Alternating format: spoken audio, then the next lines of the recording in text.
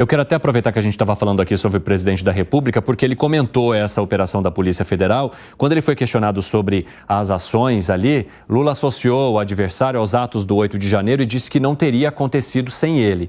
E também defendeu que seja garantida a presunção de inocência. Eu vou até trazer as aspas do Lula aqui. O que eu acho e o que eu quero é que o seu Bolsonaro tenha a presunção de inocência que eu não tive. O que eu quero é que seja investigado e seja apurado. Quem tiver responsabilidade, que pague pelos seus erros. Lula, então, comparando com a época em que ele foi preso também depois da Operação Lava Jato, que foi Gustavo Segré. Todo mundo tem a presunção de inocência até que tenha uma sentença. A partir do momento que tem a sentença, é uma interpretação da inocência segundo o que cada um acredita. Com certeza tem um monte de gente simpatizante da esquerda que acredita que Lula não foi corrupto, mesmo tendo 3 sentenças que falam que ele foi corrupto. Então é uma questão de interpretação. Essa presunção de inocência é até o momento da sentença. A partir do momento da sentença não tem mais uma presunção de inocência, porque a justiça já se manifestou. E aí, claro, existem todas as etapas até chegar na última. A primeira sentença, um juiz. A segunda, uma instância superior, 3 juízes. O STJ, 5 juízes. E todas essas pessoas concordaram que a presunção de inocência em aquela época, ex-presidente Lula, não valia mais, porque a justiça manifestou a sua não inocência e sim a culpabilidade. Depois, todo mundo sabe como isso desandou. Mas que tinha a presunção de inocência, até a primeira sentença tem. O Jair Bolsonaro, claro que tem que ter a presunção de inocência, até que uma sentença ou a confirmação posterior diga o contrário. Fala, Piperno. Não, é óbvio que ele tem que ter uma presunção de inocência como todo mundo.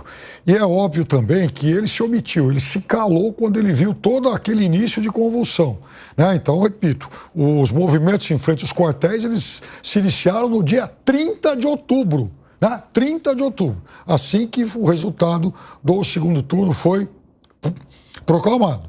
E nós, inclusive, chegamos a perguntar para o general Mourão aqui mesmo, nesse estúdio, o Evandro e eu estávamos nesse programa. Direto ao ponto. Direto ao ponto. Eu sempre, inclusive, coloco esse trecho aí no Instagram, só para refrescar a memória de muita gente, que nós chegamos a perguntar para ele: escuta, general, o senhor como vice-presidente e o próprio entorno aí do presidente da República, vendo todo aquele movimento, ninguém tomou iniciativa de ir lá dar uma sugestão a ele, de pedir para que ele, quem sabe, escrevesse um tweet, mesmo que fosse de 140 toques, pedindo para que o pessoal voltasse para casa, a eleição tinha acabado, e se preparar para 2026. E o general Mourão falou: eu fui lá falar com ele. E nós perguntamos: bom, e o que ele disse para o senhor? Nada.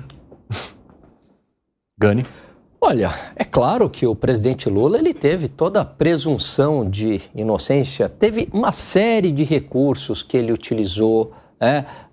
Ele foi julgado em 3 instâncias, ele não foi só julgado pelo juiz Sérgio Moro, mas por renomados desembargadores, também foi para o STJ e no final das contas ele teve o seu processo anulado por uma decisão do Supremo Tribunal Federal relativo que o processo deveria ter começado em Brasília e não em Curitiba e porque o juiz Moro seria um juiz suspeito. Então ele teve todas as benesses aí da lei, da justiça, enfim, do jeito que ele fala, parece que ele é um perseguido político. Ele está muito longe de ser um perseguido político, tanto é que hoje ele é o presidente da República. Que foi, Dávila?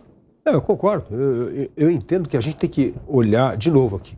Eu fico muito preocupado toda vez que tem esses vazamentos e não tem os fatos. A gente não consegue entender, eu não consigo entender a articulação entre o que vem sendo dito e as ações. Se não fizer essa ponte, você não tem nada. Você tem ilações, mas ilação não é crime. Então, este é o ponto que precisa estar claro, porque, gente, a gente está acusando as pessoas, pedindo previsão presente, em cima do quê? Então a gente precisa saber isso. Se é informação sigilosa da justiça, não sei o quê. Bom, então, hoje, os fatos não condizem com as coisas. Que foi, Piperno? Esse é o ponto, Piperno. Não tem... o que a gente está falando, não teve golpe, não teve movimento institucional, não teve nada. Teve uma porção de aloprado falando sobre uma coisa que não aconteceu e não tem nenhuma articulação entre uma ação e outra. Então, assim, onde é que está essa articulação? E o 8 de janeiro não dá para colocar isso nesse cardápio, porque o 8 de janeiro não estava mais ninguém no poder.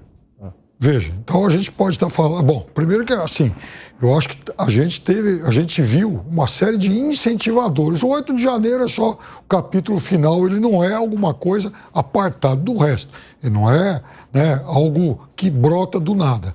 Agora, então vamos lá, deixando o 8 de janeiro de lado, eu acho que o mais importante nesse momento, até chegar ao 8 de janeiro, é, assim, a gente debater também, a gente tentar entender o risco que o país correu à medida em que está evidente que o ministro das Forças Armadas, alguém muito importante, ministros de outras pastas e o próprio presidente da República se dispuseram a debater esse tipo de hipótese. Mas, isso é muito grave. Concordo, mas assim, onde é que está a ligação do debate, da conversa da cozinha, lá do churrasco, não sei onde que foi, com a ação? Esse é o ponto. Você fazer uma ilação em cima de uma coisa que não teve ação. A gente está discutindo algo que aconteceu 3, 4 meses antes. Não, mas... Só que aí nós vimos muitos fatos intermediários. Onde é que está a acusação de crime contra o Estado Democrático de Direito? Onde é que está? Qual é o fato? Quer dizer, o fato é que você tem muitas das maiores autoridades do Brasil discutindo como dar um golpe. Não, como tá dando. Não, mas, Piperno, a lei fala o seguinte, olha, uso da violência ou grave ameaça impedindo o funcionamento dos poderes. Aonde que a intenção resultou nisso? Veja, primeiro que eu nem estou falando... Aqui, dos crimes contra as instituições democráticas, abolição violenta do Estado Democrático de Direito, tentar com emprego de violência ou grave ameaça abolir o Estado Democrático de Direito, impedindo ou restringindo o exercício dos poderes constitucionais, que tem a reclusão de 4 a 8 anos, o golpe de Estado, tentar depor por meio de violência ou grave ameaça o governo legitimamente constituído, que tem também reclusão de 4 a 12 anos, além da pena correspondente à violência. Evandro, lendo isso, o que eu entendo, houve, assim, ideias, suposições, mas como é que essas ideias e suposições ligam-se efetivamente e concretamente a isso numa ação? Essa ação não ocorreu. Arremate, Piperno. Primeira coisa, eu ainda não cheguei ao ponto de dizer que isso aí fosse um crime, até porque realmente a gente vai ter que depois tipificar. O que eu estou dizendo é o seguinte, nós vimos uma quadrilha, nós vimos bandidos discutindo como dar um golpe. Isso nós vimos. O que a gente não viu é exatamente eles apontarem os meios para isso. É verdade. Nessa reunião ninguém falou, olha, vamos ter não sei quantos tanques, não sei quantos canhões. A gente não viu isso. Agora, nós vimos também, depois desse encontro, depois desse evento, muitas outras etapas de preparação para algo sério. Né? Nós vimos, por exemplo, o que aconteceu na Polícia Federal dia 12 de dezembro. Nós vimos o que aconteceu em Brasília, a tentativa de bomba lá, dia 24 de dezembro. Nós vimos, por exemplo, deputados falarem explicitamente numa comissão lá no Congresso em golpe. Tá lá, tem o vídeo. Eu tenho 11 horas de sessão, eu cheguei a ouvir tudo e editar 1 minuto e 50 com os highlights disso aí. Né? Enfim, a deputada falando, Forças Armadas, temos 11 dias e não sei o quê. O outro falando, presidente, né? O Felipe Barros, o artigo 142, aí José Medeiros, né? Eu pedi uma GLO. Quer dizer, a gente viu a Carla Zambelli, generais de 4 estrelas, por favor, vocês têm que... Né? Então, nós vimos, depois desse evento, muitas outras manifestações de incentivo. Então, quem estava lá no 8 de janeiro, obviamente, foi incentivado. Eu quero trazer até uma manifestação que foi feita pelo Pacheco sobre essa história toda. Ele coloca o seguinte: ação insensata, encabeçada por uma minoria irresponsável que previa impor um estado de exceção e prisão de autoridades democraticamente constituídas.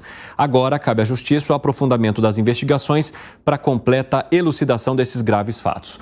Segré, vai lá, arremate para a gente trazer os outros temas aqui da nossa pauta também. Eu vou puxar o que mencionou o Piperno. O desafio da Justiça e da Polícia Federal é juntar esse e colocar um elo que junte todos. Porque uma Carla Zambelli, como seja, generais, nós queremos, é a mesma coisa que qualquer pessoa indicar, com as devidas diferenças, técnico fulano, precisamos que você entre no campo e haga as coisas que precisa fazer. Quando você está alinhando essa situação, pode ser uma situação de expressão de desejo, mas para mim uma tentativa de golpe mesmo seria Zambelli ou quem for, ir falar com esses gerais a que ela está atribuindo e dizer, ok, como que a gente faz? Porque uma tribuna dizer, precisamos fazer tal coisa, não consigo juntar essa investigação com as pessoas que foram no dia 8 e com as manifestações. Ou seja, se tivermos não são isso, incentivadores. não, pode até incentivar na sua visão, dizer, temos que fazer alguma coisa. Mas isso não pode configurar por si, o temos que fazer alguma coisa, um golpe de Estado, em que não teve armas e não teve líderes. Vamos lá, essa reunião dessa reunião de um monte de insensatos, concordo. Teve alguém que diga, vai ser o Evandro que vai nos por que conduzir. chamá-los de insensatos e não do que eles são? Porque eu tenho que ser educado. Quando a gente chama de corruptos, os corruptos temos que chamar insensatos ou insensatos. É uma insensatez. Como não deu certo o que eles tentaram, é uma insensatez. Irresponsável, pode ser crime. Isso a justiça vai determinar.